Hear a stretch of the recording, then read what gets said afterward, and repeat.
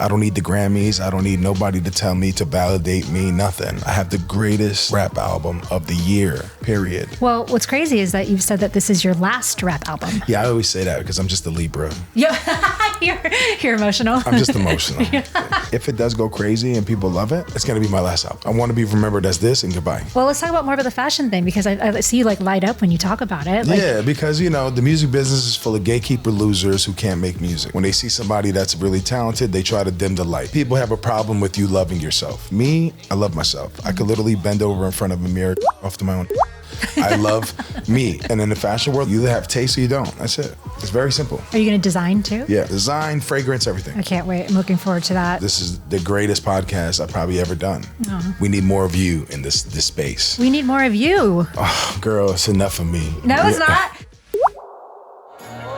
James Cameron on the wrist, iceberg on the fin. Ain't DiCaprio, baby, cause I would never save a Told her don't shade the cause my gon' need a mink. Top me off at the crib as I'm laying watching brain. Hello and welcome to another episode of the Spout Podcast. Today I am joined by the one and only Gashi. I feel like it should be Gashi, right? Gashi American, Gashi European. Yeah, so I'm Tamara, but Tamara is Middle Eastern. Exactly. So I understand the struggle. You get it. Yeah. So how would you like for me to call you? Well, I tell everyone to tell me Tamara because I grew up in the South, so it was Tamara. And anytime somebody says Tamara, I think of my mom. Tamara, yalla habibi. Yes, exactly. What do I think of my mom screaming at me when I was a kid, being like, Tamara! Tamara! Oh my gosh, she's going to kill me. Yeah, يلا بينا. تتكلم عربي؟ شوية. Oh, أهلا بيك. كيف حالك؟ كويس؟ زينة الحمد لله. أنت الحمد كيفك؟ لله. First language was Arabic. Was it? Yeah. When you were growing up in Albania? I was born in Libya. Okay. I was born in Libya. I was born in Gaddafi's arms. Is that real? Yeah. Oh, that's a big thing. That's like what a way to enter the world. Yeah. I was born in Libya, and my mom had me, and in the hospital that she had me, Gaddafi would come and give everybody that had a baby a check. And as soon as I was born, Gaddafi held me in the arms and congratulated my parents for having me. It's kind of amazing. Yeah, I mean, that's why I feel like I'm so powerful.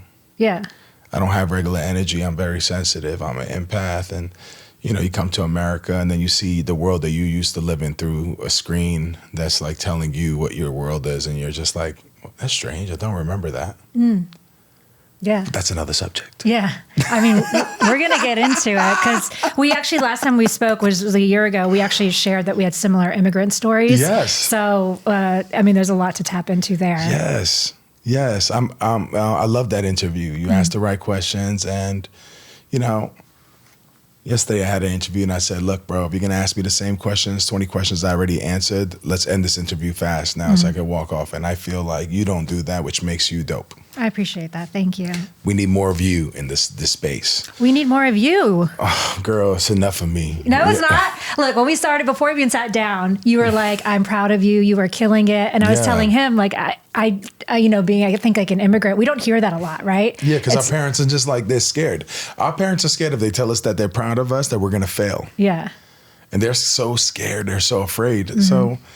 Don't worry, you know how they do. It's just tough love. Like when I got a tattoo of my mom, she smacked me and then kissed me. Oh. Just what they did. That's how they express love. Like your shoes look or like do your nails. Like my dad's like, your fingernails are too long. Clip them now. They look ugly. I love you. But I love you. Yes. I love you. Yeah, smack and then a kiss. Yeah, that's exactly what it is. So, you know. It's cool. You know they're proud of you, so. Yeah, no, I do. Yeah. Well, I'm sure they're extra proud of you because you just released your new single, Snowed In at the Plaza Hotel. Yes, I'm in my rap bag I love it. You're back in your rap bag, actually, which we're going to get into in just a bit. But let's talk about your new album, The Killah of Gotham 2. Yes. So why did you want this track to be the way people are entering this new album? Because it's the album's very cold. And I'm just like, I created this character named Barney McAllister. And I wanted to be like Kevin McAllister's dad in Home Alone, because that movie Home Alone was like the reason why I wanted to come to America and like live the American dream. when he goes to the hotel and he does fraud, it's like, yo, we do credit card scamming growing up in my neighborhood. So it's a lot of the same shit. It's just funny. It's like building this movie. Everything's a theme. And it was only right to release that as the first single because New York's got more snow than we have ever in like 20 years. So like, what am I doing? I'm not releasing Snowed In at the Plaza Hotel. Yeah. Ain't nobody f***ing with the orca sound. Y'all a bunch of clowns. If it's beef, I'm serving up a cow. Never met a bitch that turned me down. I do the curving now. In the Maybach with the curtains down. We were snowed in at the Plaza Hotel. We had enough money to stay. And we recorded music in there. So that's what that was. I mean, it's a banger too. Thank you so much. I think I have the best rap album of the year. I don't need the Grammys. I don't need nobody to tell me to validate me. Nothing. I have the greatest rap album of the year. Like 2026, I have the greatest rap album. Yeah. Period. Well, what's crazy is that you've said that this is your last rap album. Yeah, I always say that because I'm just a Libra. Yeah, you're emotional. I'm just emotional. I'll just say the craziest things like, yeah, this is my last rap album. Go get that. Then the Killah Whales of Gotham 3 comes out next winter. Okay, because I was going to say, like, as an interviewer, like when we do our research, I'm seeing the last rap album. I'm like, wait, no, we got to dive into this. Nah, you never know. I mean, you never know. You know, I'm just just the way I am. When I did my 80s album, I recorded it in 2015. I didn't release it till 2020. I'll hold on to something and never release it. So you just never know. Yeah. It's the Libra in you. Exactly. Can we get some water? Yeah. Sorry, I just ate at the No, it's okay. I just ate at the Beverly Hills Hotel. How was that? It was amazing. I go there I love that to hotel. eat their pancakes. Thank you so much. I love that you came to LA and ate at the Beverly Hills Hotel. That's like how you do LA. Yeah, I'm at the Beverly Hills Hotel. I live in Los Feliz. Do you live there? I live here. I live in Arizona, and I live in New York. Oh, okay, nice. I'm tri-coastal. I love it. Goals. I'm trisexual. I try anything. Yeah. Okay, Samantha. First of all, it's my favorite show. Okay, let's talk about Sex and the City because it's my favorite show too. Okay, which character are you? I mean, I feel like I'm a little bit of all of them. Like, right? Okay, but you got to pick one, girl. Come on. Okay, well, I'm a writer who's obsessed with sneakers. So Carrie, yeah. Yeah, you're very. No, I don't see you as Carrie Who do because you see Carrie's me as? like, you're like Carrie, like he just cheated on me, and she's like, he did. Okay, enough about you. Let's talk about me. Yeah. That's Carrie. Like that's the worst friend ever. True. It's all about her. True, it's fucking terrible. Yeah. I think I'm Miranda. Are you? I think I'm Samantha and Miranda. Okay. Oh, so you are picking more than one. Yes, I guess you're right. All right, pick one more than one. Go. Hurry up, pick one. I would say I'm a little. There's a little Samantha in me. Okay, so yeah, I'm Samantha because I'm a freak. Yeah, because you're trisexual. Because I'm trisexual, I'll try anything. But I think I'm Samantha because people will be like, "How dare you date that person?" And I'll be like, "Bro, you have no idea. They're the coolest people in the world." And like, really? They're like, they don't seem like they're hot, and it ain't about that. I'll either love you for being fucking hot or love you for your personality. And you'll be surprised. It's like that episode where she fucked that little guy who's wearing Macy's boy outfits. Yes, yeah. Yeah. Can I curse on here? Yeah, of course. Okay, good. Yeah. When she had sex with that little guy. Yeah. And then she saw the jacket was It in is the a kids Macy's section. Boys, Macy's Boys, and she lost it. And he's like, yo, get over it. Yeah. And then he gave her like the best sex of her life or Ever. something. Yeah. She came like 6 times. I'm like, yo, that's sick. I love that for him. So I am Samantha and I'm Miranda. Okay. Yeah, I love Miranda because she's a fucking bitch. She's also just, I would say, probably the most practical out of all of them. Yeah, I love her. And I also panic like her. Do you? I'm like, I'm gonna die alone. I almost choked. That's me. Nobody wants to be Charlotte. She's crazy. I mean, she had some great outfits though. She did have some great outfits, but I'm more hairy. Are you? I'm more big. You're all of them, really. I'm all of them. I'm big. See, I said this from jump, and you were like, "No, you can't be all of them." And now I am here you all of are. them. Well, here I am. I am big. I'm big and I'm hairy. Yeah. Yeah, Harry's the fucking man. Yeah. Because he's confident. Even though he has a hairy back like me, he's confident. You know what I'm saying? That's what you need. I'm confident. I'm like the hairiest, like chubbiest, thickest. I'm thicker than a Snicker. But I don't care. My life is like, I don't care about these things. Yeah. It's weird. Like, I think insecurity is my biggest turnoff. If you're insecure about it's like, ugh. Yeah. Like, what the f*** you insecure about? You understand? Like I own, love somebody own it. that just farts. It doesn't give a f***, but does it around me, not my family and stuff. It makes us look crazy. But like, I just love somebody that's like super comfortable with who they are. Super dope. Not too early. It's a fine line. It's a fine line. Not too early. You can't go too early. You go too early. Like When is- too comfortable, you got to get the f*** out of here. But when we're around, we're together for a while, and it gets to a point where we're like this, you do it all. There's nothing to hide. You got a hemorrhoid? Let me look at you. You understand? Let's see it. Let's fix this. You understand? Yeah. You got something going on. You're scared for me to look. It's okay. Let's look through it. You got a rash, whatever it is, whatever you're going through. And you're single? I'm single, yeah. I mean, it sounds like you're ready for a wifey. That's what I'm saying. I'm a grown adult. Yeah. I've been through it all. I don't play no games. I don't have time. I just like, yo, bro, my nephews love me. I know I'm going to be a great dad because I take care of them. But sometimes I am up because I play movies and I forget that they're watching and they have swears and I want to show it to them. And my sister's like, are you crazy? They're 8. Yeah. And I'm like, oh God, I'm so sorry. Do you find like doing what you do makes it harder for you to like have like a real connection with, you know, someone that you're trying to date? Yeah, 100%. Because, you know, the thing is like I'm loved by everyone. And I hate that. Don't take that in a cocky way. I mean that in a humble way. People really love me because I'm the everyday man. The guy at the pizzeria, that's me. I just happen to do music. And people love me. And they come up to me, they express they love, and they have a story, and they go, I love you, and they say all these sweet things. And then, you know, I broke up with a girl that I was dating because she got insecure. Every time a girl would come and give me hugs and say, can we have a picture? She would always give them attitude. I hate a nasty girl or a nasty boy. Yeah. Whoever you're dating, anybody who's nasty, you keep them out of your life. Because insecurity and being nasty is fucking nasty. I don't like it. You have to be sweet. You have to be a good person. That's all I care about is being gentle and being nice and understanding. Like, hey, like you want that girl that's like, yo, like if you were dating somebody and you're famous and you're, oh my God, I love you. And then I go, yeah, take a picture. Let me get the phone. Yeah. Babe, I'll shoot the picture. Yeah, you're supposed to support them. That's what it's about. Yeah. Like, see how popular you are? You're like a very beautiful woman. Thank you. And you're going to be a huge star. And the husband, you married? The boyfriend? No, boyfriend. Okay, so your boyfriend needs to be like, when the guy approaches you, hey, I like your show. Can I take a picture with you? Your boyfriend like, yeah, bro, go. That's confidence. That's like, yo, that's my girl. Like, bro, like, that's my girl. Whatever she does, I know she got me. I'm good. That's what you want to date. I agree.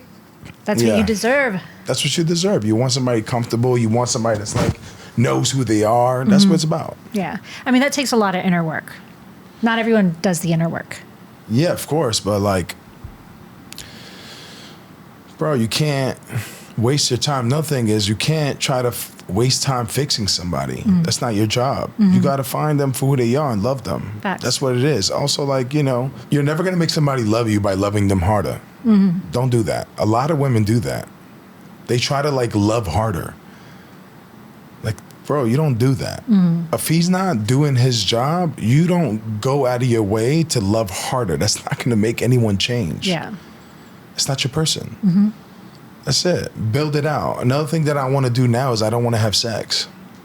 Are you celibate? No, but when I meet somebody, I don't want to jump into it. Yeah. That's my thing now. I don't want to do it. I think it ruins everything. I agree. met somebody recently that I really, really liked, really loved, and we slept right away, and then it got weird. It changed everything. It does change everything. I don't like it. Yeah.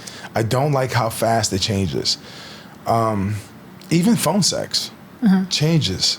If you do it too quick, like the first day, and you go on FaceTime and you're jerking off or whatever you're doing, it ruins everything. You having phone sex on a first date? No, like, like you go on a first date, you go home, you miss them. Yeah. What are you doing? You're on FaceTime. They're like, oh, what are you doing? I'm like, I'm about to shower. And then well, there you go. Sometimes you go, whoop. Yeah. You try to show off your goodies. You know what I mean? And you're like, yo, turn around real quick. Yeah. Let's see what you got. Yeah. And it ruins everything. It just ruins everything. Just best thing to do is do old school style. Do what our parents did. You know what I mean? Go on dates, 5 dates, 6 dates, get to know a person, become good friends. And then when you do it, like fireworks. That's my MO, and it works out pretty well. So I think that's a good. Yeah. If you're looking for something serious, which it sounds like you are, I think you should try it. Yeah. All right, let's pivot back to music. That was a nice little segue for us. You did say, so obviously last time we spoke, you were promoting Brooklyn Cowboy. Yes. And now we're moving back into the rap sector for you. Yes. And you wrote that you came back to rap because you felt like something sacred was fading from the culture. What did you mean by that? I just feel like, rap as a whole, I just love the genre so much. I would die for it. And it just feels like I care about it because it's what got me interested in doing music, which is rap. It's the #1 genre. And I love it dearly. And watching the rappers that are coming in the scene now, these young dudes, they're just killing the vibe. And I'm supposed to support them. That's what I do. I support everyone. There's some young dudes that are killing it. Yeah. So many young ones. But it's just like, it's not in a good place. And I just feel like I'm not going to save it, but I'm going to do my part. Yeah. You also mentioned something about streaming, like affecting the rap game. What did you mean by that? Yeah, I just feel like streaming is bullshit. Yeah. Streaming ruined music. Like the artistry of music or what? Like the... Everything. Like if you feel like, bro, you got to wait online, you got to go buy an album. That's what you need to do. My album comes out, you just press play. You know, it's just like... Like you miss the old days of when you would go buy a CD and you would look at the liner notes and you would, I mean, as a kid, that's what we used to do, right? Yeah. We would like wait in line. The first thing you would do is like open up, you would see all the lyrics inside and it became a really interactive experience. Yeah. And I miss that. Okay, I got my own label, big CEO, big chains in my fur coat. I'm really on, I'm blowing up. They call my phone like Mike Jones. Too rich for that Range Rover. Diamonds looking like rainbows. Stacking up in my pesos. Got Maddie looking like Bezos. Smoking loud, pour it up. Love me when I'm in her guts. All my cars got shining stars, but she know I'm the biggest one. 20K for my raincoat. Same color my Draco. Hit everything like bagels. All you hoes get halo. All right, let's talk about the Killer Whales of Gotham because the title itself feels very cinematic. So what exactly does that mean? You know, when I left RCA Records in Rock Nation, it was I learned a lot being signed to them and being signed to such a major company like that who've like signed Elvis, signed the biggest artist in the world. And I picked up game on how to, you know, run business in the music. Because music business, even though it says music business, it should be business music. Because you just need to learn how to run business first. And once I left, the day I was off RCA, ORCA is Orca. I was going to ask you what Orca meant. Yeah, so I off RCA spelled Orca, and I felt like I was always contained in SeaWorld, a shark-infested business where you have to deal with all these sharks to do what you want, and I didn't want that. I felt like I belonged in the ocean. So I started Orca Sound Records, and I decided to sign people that I liked, signed Jimmy Banks, who I went to high school with. He's the rapper on this album. It's really for him. He's my favorite rapper, and I just wanted to put light on him. And he kind of pushed me and motivated me to step my bars up, really rap hard. And then I signed a garbage man from Staten Island named Dom, who produced the entire album. It's kind of like, you know, building a community. That's what I am. It's like I'm very big on community, and that's what I wanted to do with this project. And it is dark, you know, because I love Batman. I love movies. I love Marvel. So that's what that was. I love that. You know, we were talking about how when we first met, it was through Brooklyn Cowboy, and now the pendulum swung back to rap. Yeah. And so where do you think it's going to swing to next? I think I'm going to do 80s music again. Oh, sick. Yeah, but this time I think I'm going to do like a freestyle music. Like growing up, I grew up on like in Brooklyn and the Bensonhurst area. Because I grew up in Flatbush, but Bensonhurst was the first place I grew up on. My uncle lived there, and we would go to this thing called 18th Avenue Feast, where they would play freestyle music, like Stevie B and a lot of, you know, Lil Susie and stuff like that. And I think I'm going to go with that sound after. And I just want to make people dance and feel something again. Yeah, I think we're in need of that. A few months back, you dropped Rings with G-Eazy. Yeah. And you guys have collaborated on a few things Yeah, at this we point. did like 3 collabs. Yeah, it's my guy. So I got to ask, when is the Gashi G-Eazy collab album Well, we coming? got this thing called Jerry and Larry. And we're thinking about like doing a cafe shop called Jerry and Larry. And then like doing a listening party in there. I love G very much. I think the people he's signed to aren't doing a good job. Aren't. Aren't, no. Yeah. Because he's a superstar. Yeah. There's nothing wrong with him. Perfect rapper, perfect. He looks like a model. Raps his ass off, has great music. What's the point? How is he not the biggest artist in the world? He's big, but he should be bigger. It's like he was on his way to become the biggest star in the world, and I think his label let him down. I find that happens a lot, actually. Yeah, it does. It's sad. It's very sad what they do. Yeah. But I love him, and we are going to drop more music. Okay, soon? Yeah. Jerry and Larry coming.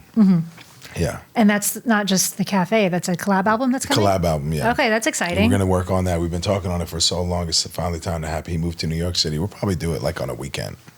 All right, we'll definitely be looking out for that. Bang out like 6 songs and call it a day. I like it. I love it. We're ready for it. We're ready for it, yeah. You know, someone else you've worked with a lot is DJ Snake. That's my brother. Yeah. I was supposed to go to Dubai. We have a collab album dropping. What I was going to ask you. Tell me about that. We have a collab album dropping called Wild Honey. The first single was supposed to come out, and what happened recently with the war and the attacks, I couldn't fly into Dubai. So until I get more information, I don't know what to say. Okay.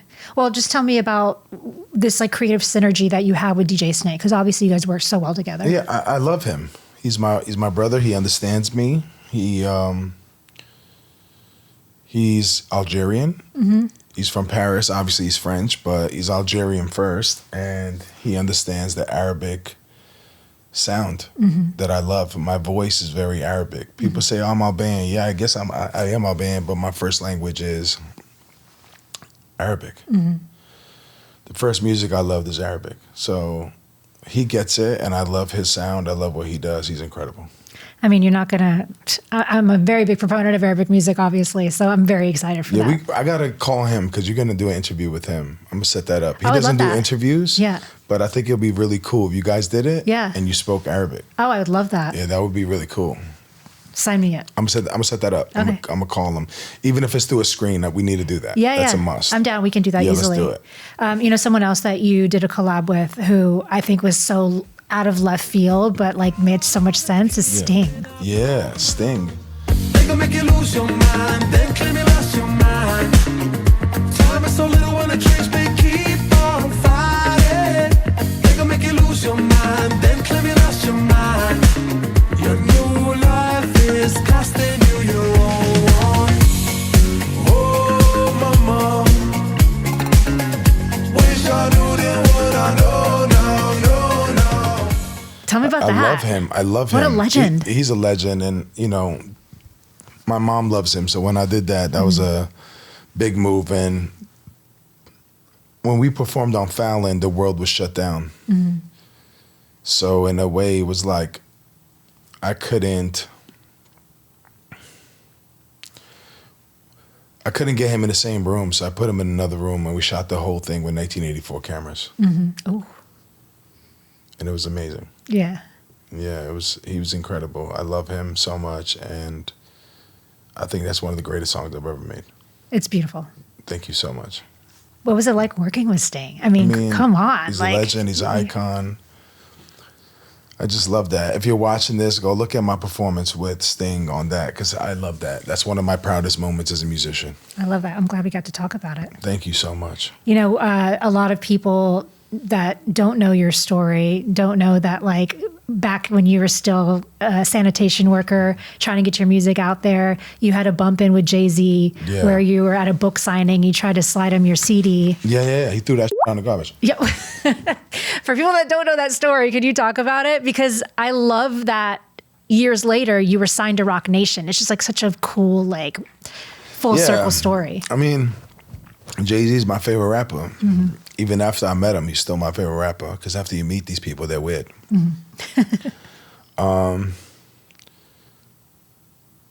I waited online. I collected $1 from everybody online.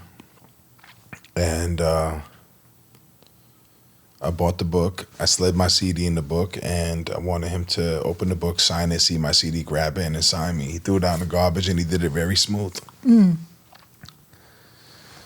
yeah, that's it. And then years later, I ended up signing to him, and I think it's like it was an accomplishment. I just don't like to talk about it no more. Okay. You know why? It's just like it's the past. And you're independent now. And I'm independent now. And thank you to Jay-Z for the opportunity. Thank you to Rock Nation for the opportunity. But like where I'm at right now is bigger than that. I just designed a whole Kith show. I was literally my next question. Yeah. I designed a whole Kith show. I'm doing fashion. I did Armani. I'm working at Armani. I'm doing my own fragrance. I'm doing my own clothing line. What I'm doing right now in my life, working with Prince Street Pizza, it's so much bigger than my past. And my past, I just want to close that chapter. I mean, you can never erase history. So it's good that we always talk about it to remind people what we've done, because everybody kind of has lost it since the pandemic. They've completely erased. So it's a good memory to remind you, like, I've actually worked hard to be here. It's not some hatuya girl vibe. I've actually earned this position. Yeah, so I I appreciate you bringing that up. That's just a quick reminder of what I do.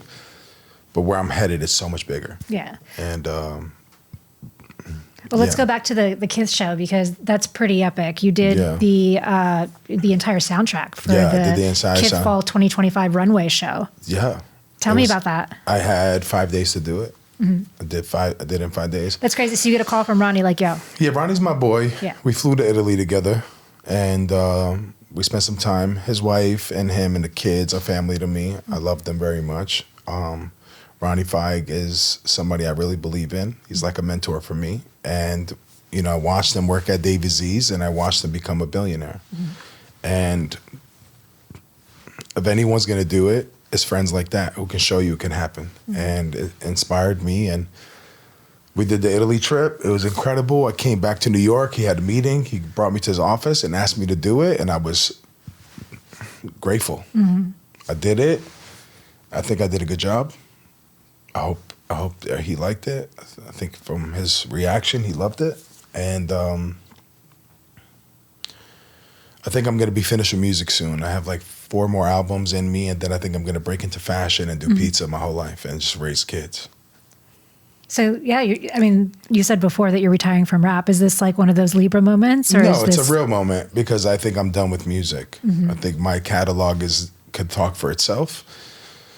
And I really want to go into fashion, and I really want to do fragrance. I love smells, and I think smells are amazing. And smells and music are the only 2 things that can bring you back in time. And they're the only nostalgic things that can make you remember something. So I like doing that. So if I have to replace music, it would be with fragrance, because that's the only thing that would be something that reminds me of something else. Yeah, so, I love that too. But I'm a big fragrance girl, so I can't wait to. I'm gonna send you my first thing. It's called Adriatic Marmont, and I'm gonna send it to you. Yeah, well, tell me about it. Like, what does it smell like for people that are looking for a new fragrance? I can't talk about that. Okay. Because I'm doing a collaboration with a big company that's huge in the fashion world. But what I can tell you is you're gonna love it. I can't wait. We're excited for that. I'm gonna send you a bottle. Okay, I can't wait. Yeah. Well, let's talk about more about the fashion thing, because I see you like light up when you talk about it. Like, yeah, because the music business is full of gatekeeper losers who can't make music, and when they see somebody that's really talented, they try to dim the light. People have a problem with you loving yourself. Me, I love myself. I could literally bend over in front of a mirror off to my own. I love me, and it's not narcissistic. It's because you try to make me hate me. But I love me. Good, as you should. And the fashion world is similar, but people mind their own business.